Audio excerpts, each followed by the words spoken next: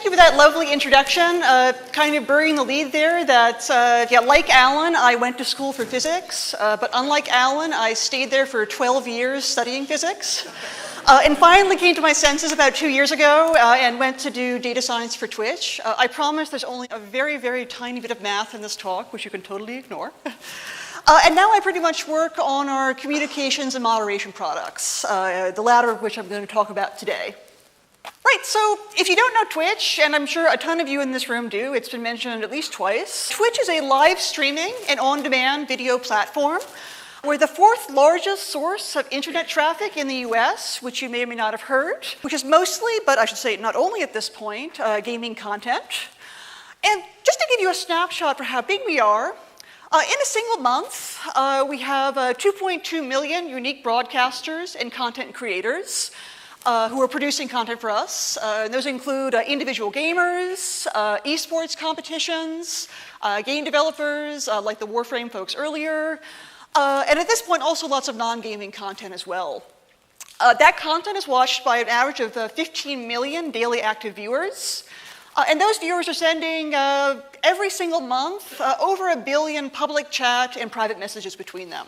So if by some chance you've never seen Twitch chats, this is what you'd see if you went to, actually this is Lyric, who's one of our most popular broadcasters. He's often watched by about 30,000 people at once. And so he's just broadcasting here, and on the right-hand side, you can see that his audience is chatting and responding to what he's doing, asking questions, sending customized emoji, that kind of stuff. And for us, we really care about chat because chat is the main way that our viewers interact with our broadcasters. So it's our primary means of people engaging with our content. It's also very important from us, from a monetary point of view. These same chatters are going to go through and subscribe to content. So they're actually going to give a monthly subscription to people like Lyric, basically doing like $5 a month, in exchange for these custom emoji and also for basically VIP status. More recently, we also introduced a virtual tip jar, which was called Cheering. And so these two things together mean that for us, chatting really is a major step in our funnel towards creating engaged paying users. And so it's really in Twitch's best interest, and I think in the interest of most game dev companies and other social media companies, to make being social on our platform as pleasant and safe as possible. However, 1 billion messages a month means that, unfortunately, harassment and abuse are inevitably going to happen. And so this talk is going to be about how Twitch is using data to understand how abuse happens on Twitch, how we're going to build better tools to fight it, and also kind of the punchline here is going to be how do we combine data science and also human insight to combine these things, to do these two things.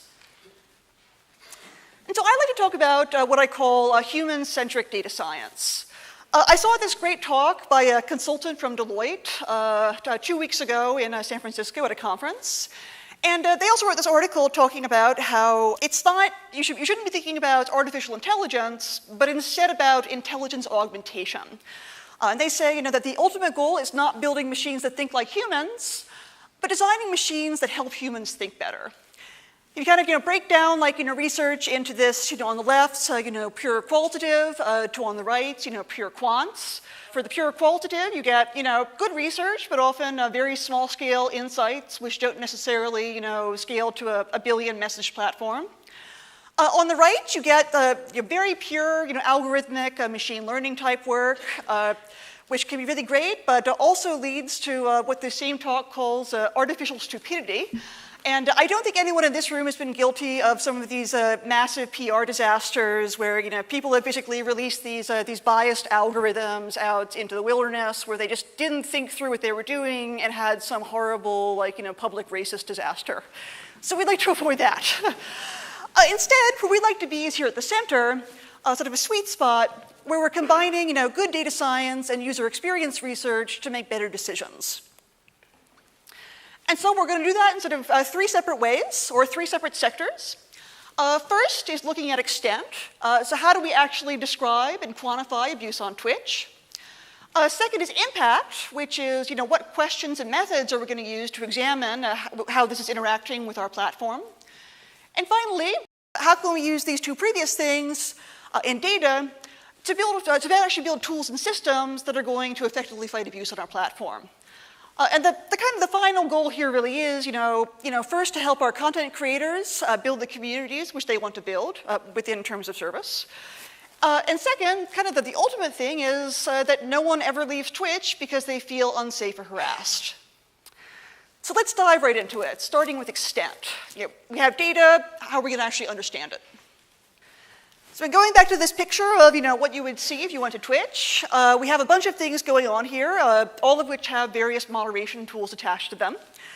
So I'll start with here in the center, a private message which my alt non-staff account sent to my staff account. And given that the previous message was testing and the next message was you're the worst and you should die in a fire, I don't know how things escalated quite so quickly. But nonetheless, I think that my alt's an asshole and I want to report them to the actual site. And this really is your classic, reporting, site-wide moderation. So I'm going to go to either their account or to that tooltip, report harassment, and send a message to our Twitch-wide moderation team. So we actually have a full set of human moderators, which are employed by Twitch. They actually look at every single report which comes in. So we do pretty much no automated punishments whatsoever. Everything is looked at by a human. And if that moderator thinks that this particular message rose to the level of being a violation of our rules of conduct, they can issue a strike, which is either a temporary suspension or permanent ban from using your Twitch accounts for basically any account type of privileges. And so what we're getting from this particular data point is really information about people violating our basic Twitch terms of service.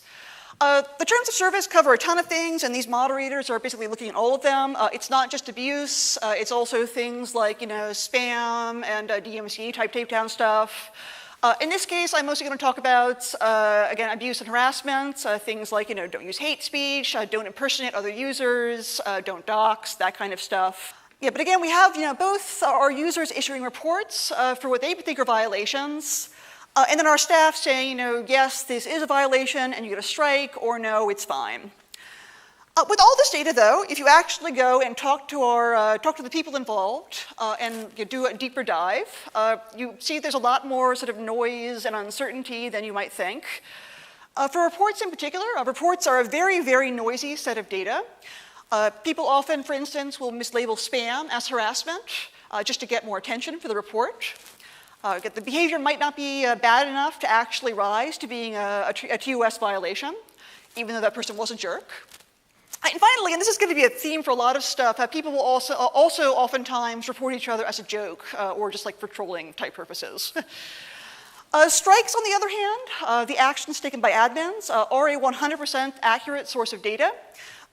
Given that the admins are our gold standard for what is and is not acceptable on our site, but it's also an incomplete set of data because, again, not everything which is unsafe actually deserves a suspension or strike from our site. So instead, we give our broadcasters a few more tools to actually keep things safe. Now we're going to focus on the right here. This particular person wasn't actually being a jerk. I just unfairly signaled them out here for saying, tractor riot, whatever. But every single channel, every single broadcaster actually has the ability to assign individual community moderators who are responsible for seeing whether or not things are going okay in this chat. And if they're not, they can issue a timer ban out. In this case, a timeout is just saying, take out 5 minutes, you can't chat and chat for 5 minutes, or whatever period of time. And a ban is a permanent kick from chat. So basically, stop this person from chatting either temporarily or permanently. And so what this is actually telling us is a data point on community rule breaking. We actually give our broadcasters a lot of autonomy in terms of deciding what they want the tenor of conversation to be on their channel. Again, governed at the base level by the Twitch terms of service as our minimum standard of behavior. And so this is saying that someone went in and did something which this community did not think was good. Again, though, if you talk to people about what this actually means, not all rule violations are safety violations. A lot of channels also moderate for spam, for things like links in all caps, for spoilers is a big one. And once again, as a joke. And At one point, I actually went into our data and tried to see, what words resulted in channel bans the most frequently. And one word which really stuck out was the word ban. And I went and looked at the data. It was people saying, mods, please ban me. And the mods saying, yeah, okay, yeah, sure. It's sort of Twitch in a nutshell there. So those are kind of our core tools. But last December, we actually introduced a third tool, which is getting a lot of traction. And this is called AutoMod. And I'm going to spend basically the last third of this talk talking about this product. So if you have more in-depth questions, just wait 10 minutes. But AutoMod is an automated language filtering platform, which basically allows broadcasters to set some threshold for acceptable behavior, which they want on their channel. And if language trips that threshold, it actually holds it for moderation. So in this case, this message was basically a high-risk bullying phrase. It got held. A moderator went in and said, okay, I'm going to deny this from actually showing on chat. They could also click allow, and it would just go through. In this case, they deny, and the message never shows up. And so AutoMod is giving us information about unacceptable language on the Twitch platform. We actually get two separate signals here. From the algorithm itself, we get just information about, again, what the algorithm thinks is good and bad. But a more powerful signal is those actual moderator approval and denials. Again, people actually say, yes, this is good language on my channel, or no, this is not. But again, there is some noise here.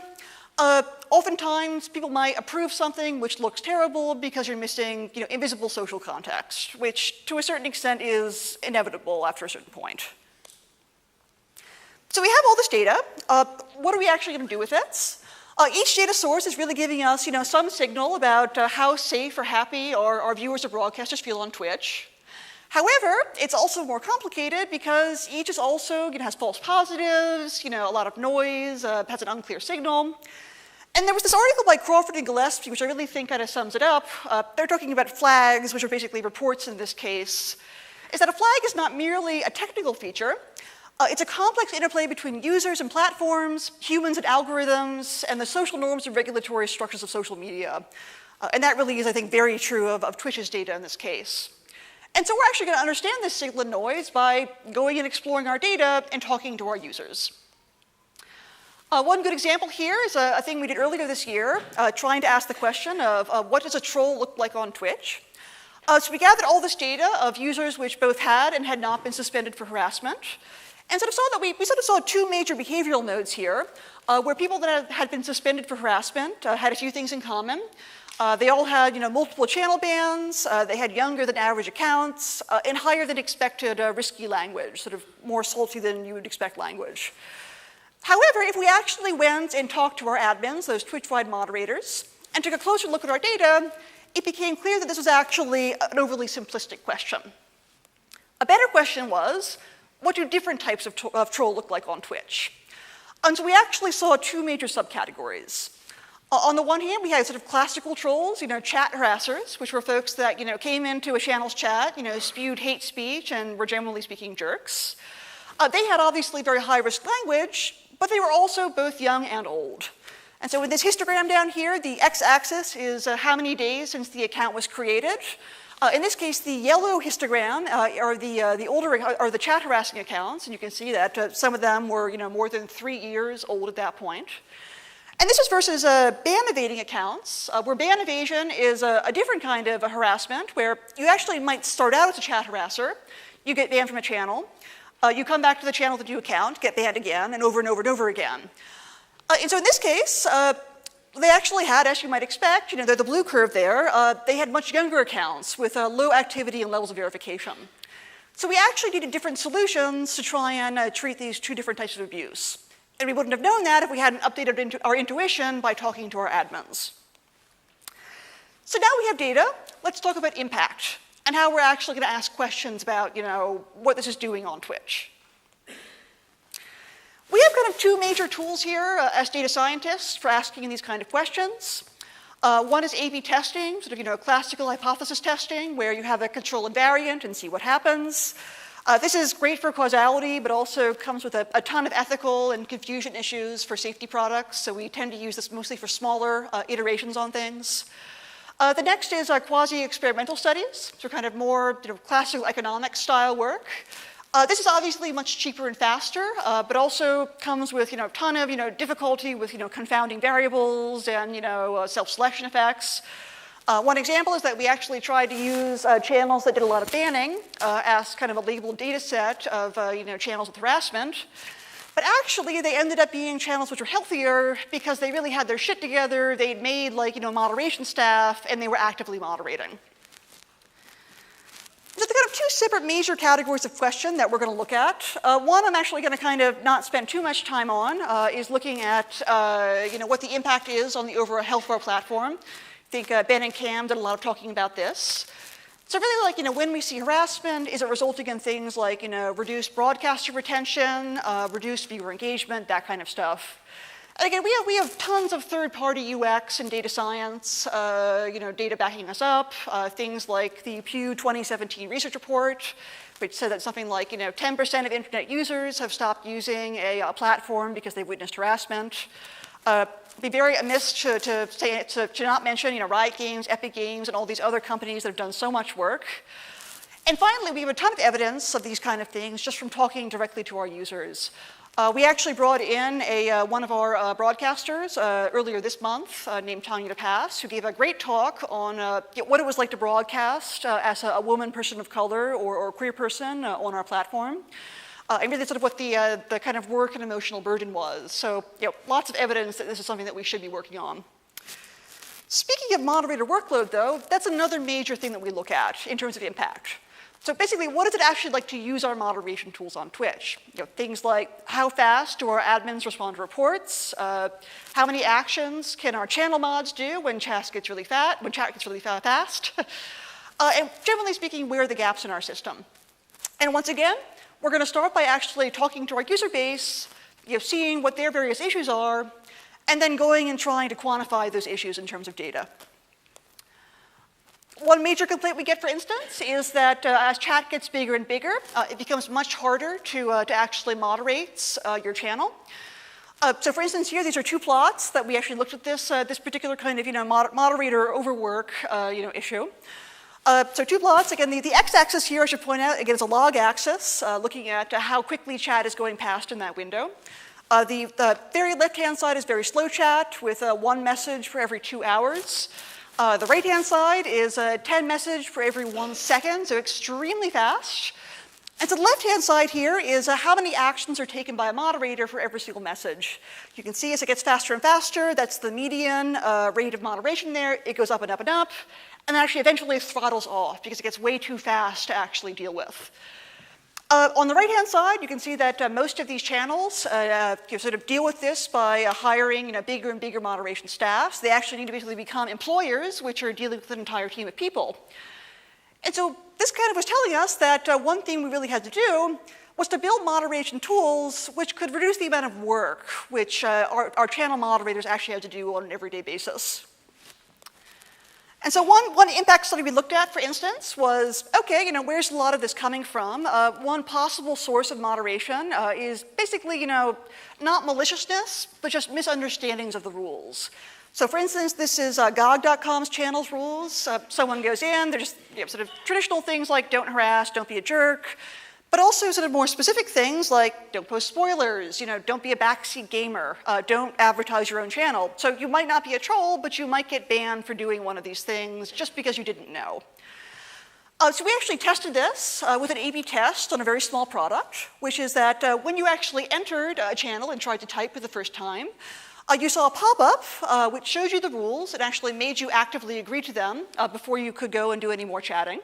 So we showed this to half users, and then it's the regular, nothing to the other half. And saw really good results, actually, which is that there was no significant decrease in chat participation, which was very nice to see.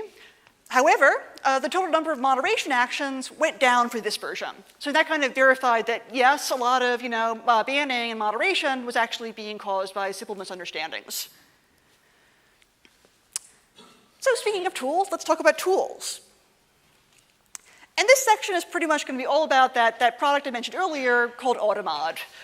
So again, Automod is really a big data product problem. It's asking, can we help our broadcasters passively get rid of, hate speech, bullying, and other risky language they don't want on their chat?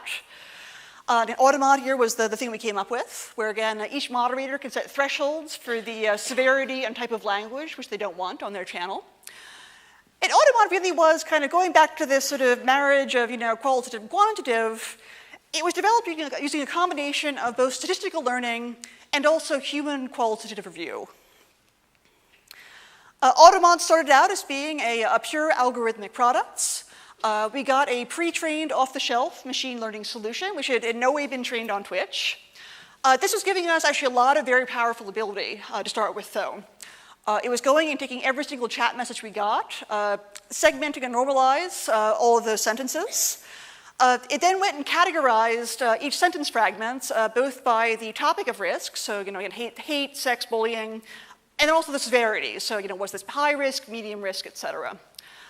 It was great because it could handle over 10 languages, combinations of words and emotes, misspellings, and most importantly, other types of attempts to really subvert and get around the language filters. So as an example here, someone has said in Twitch chat, OMG, kill yourself. Whereas the parser's gone through, it's seen that the OMG is not a problem whatsoever.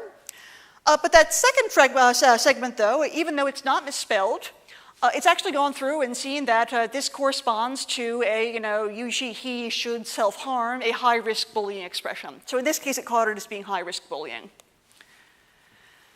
So, like I mentioned, it was in no way trained for Twitch to start with. So we had to actually get it working with our data and our human behavior. Again, this is the math, don't worry too much about it. Basically, we went through, we had this initial Automod recommendation, but we actually went through and said, like, okay, for this particular sentence fragment, how often was it showing up in Twitch chats? And for that amount of chats, how many times was it resulting in a ban of that user? I basically got this likelihood factor LF, which was saying, how likely was this to result in a ban? We went through and compared these two expressions and basically used it to raise things which were obvious false positives or incorrectly kind of rated within the Twitch system, and also used it to set those 4 separate thresholds of risk I mentioned earlier. We then went and got it running in the field in kind of a lower risk environment. We actually started the very initial try run, which might sound risky, but actually was not that bad. We actually ran it for the very first time in our stream of the DNC-RNC conventions for the US election in 2016. People said that Twitch chat could never handle legitimate political discussion. They were mostly wrong. And so that went well. So we then went and also did just a very small private beta test with about 10 or 20 channels. Just seeing, like, how was the usability, were there additional filter tunings we had to do, and just sort of getting everything running. Until in December 2016, we released it as an opt-in feature to the entire Twitch community. Since then, there was a great initial response. We've been working on improving the accuracy, doing things like taking those approval and denial actions to actually see, again, how our behavior is matching up with Automod. We actually use those mod approvals and denials to surface a list of recommended rule changes, which then are vetted by our admin staff before they go into production. So again, nothing gets done entirely like algorithmically. There's always a human involved somewhere to kind of prevent that kind of people gaming your system and teaching it that hate speech is actually okay. And so as of September 2017, we've reduced our false positive rate by 33%. And again, it's opt-in, and at this point, 25% of all Twitch chat is actually being checked by Automod. And since then, we've also just continued to develop based on performance and user feedback. And so that's pretty much it. And the punchline here is really that quant analysis and more UX-style research alone don't really capture what's happening in both Twitch's products and community with respect to safety. And so we're combining the two of those to really make sort of much more robust, better informed decisions. And we can do this both by extent, what's actually happening in our data, impact, what are the good tools and questions we should actually be using, and finally, building actual products and services that can really help our users and help achieve that goal of, hopefully someday never leaves Twitch because they feel unsafe. And, thank you very much, and are there any questions?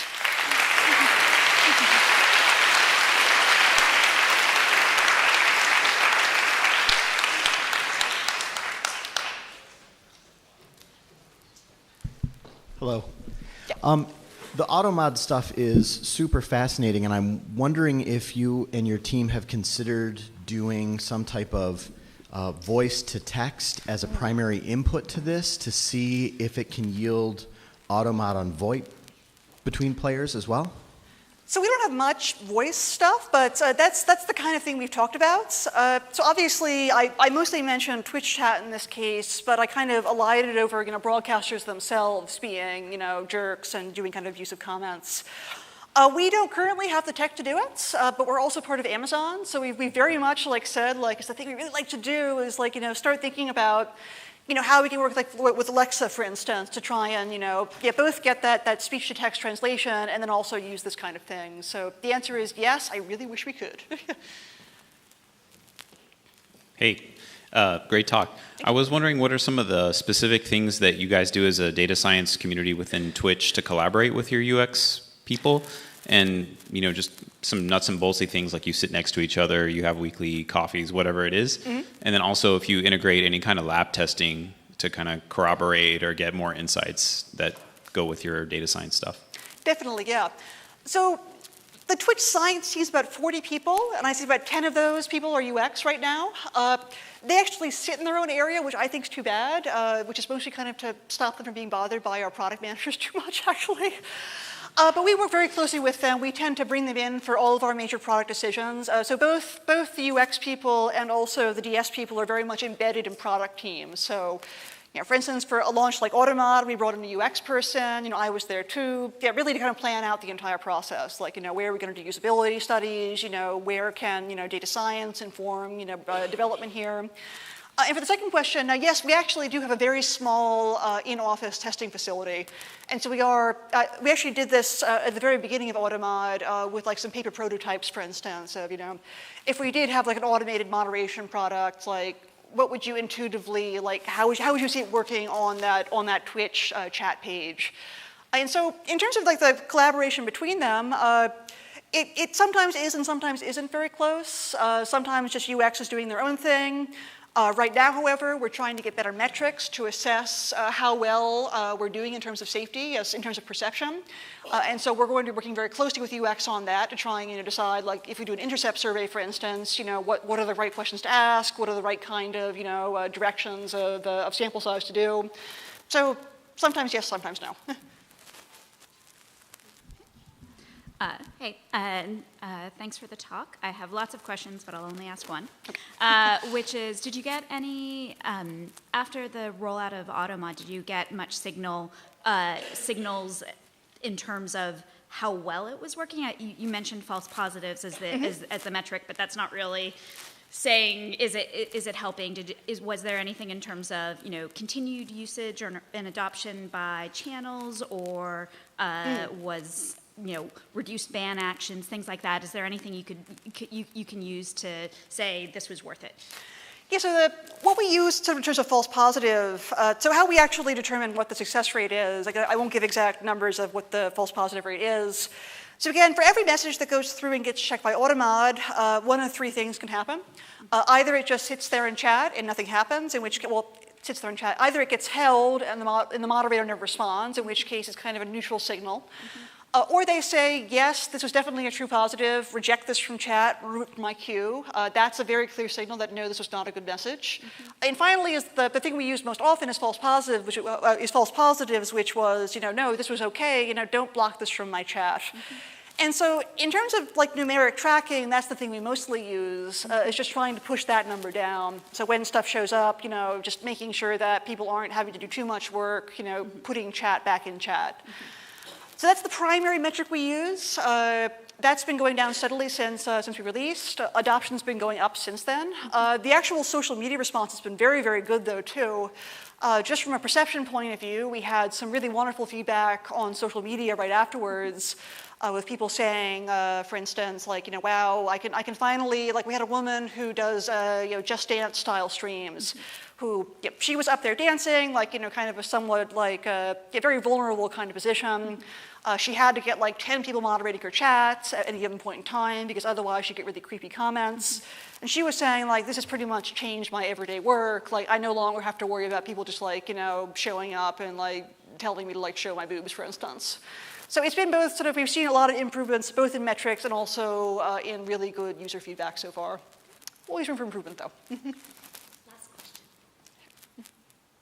Hi.